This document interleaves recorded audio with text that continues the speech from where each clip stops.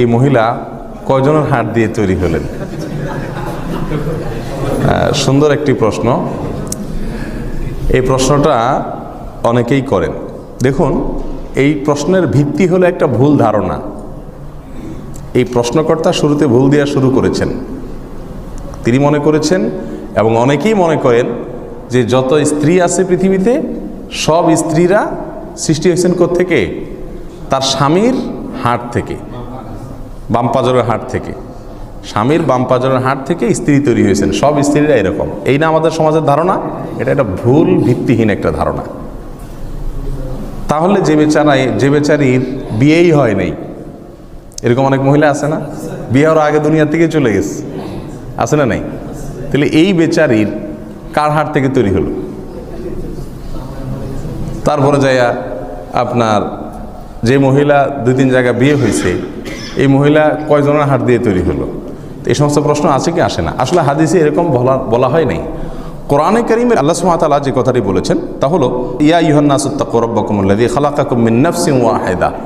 হে মানুষ সকল, তোমরা ওই আল্লাহকে, তোমাদের ওই রবকে ভয় করো, যিনি তোমাদেরকে সৃষ্টি করেছেন, সবাইকে, গোটা মানব জাতিকে সৃষ্টি করেছেন একজন মানুষ থেকে। একজন থেকে সবাইকে সৃষ্টি করেছেন। সে একজন কে? আদম আলাইহিস সালাম। তার মানে হাওয়াও সৃষ্টি হয়েছেন কার থেকে? আদম থেকে। তারপরে এবার তাদের দুজন থেকে সৃষ্টি হয়েছে। তাহলে বাম পাঁজরের হাড় কথাটি প্রযোজ্য শুধু কার ক্ষেত্রে?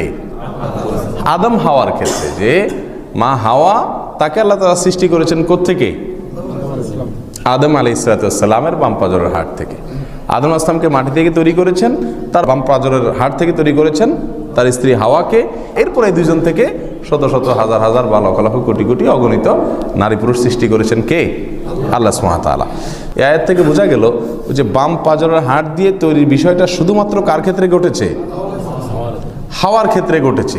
এখন আপনার স্ত্রীও আপনার বাম পাঁজরের হাড় থেকে সৃষ্টি হয়েছে এরকম না। আপনি বাম পাঁজরের হাতায় লাভ না যে হাড় গেল কই। হাড় আছে জায়গা মতো, দেখেন, কোনো অসুবিধা নেই। কারণ হলো আপনার স্ত্রী আপনার পাঁজরের হাড় থেকে তৈরি হয় নাই। কথা কি বুঝাতে পারছি?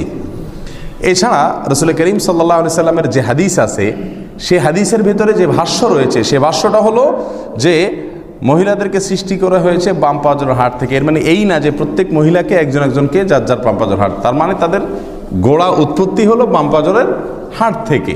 যার কারণে সমস্ত মহিলাদের ভেতরে ওই যে একটা বৈশিষ্ট্য সেটা থেকে যায়, যে বেশি সোজা করতে গেলে কি হয়ে যাবে?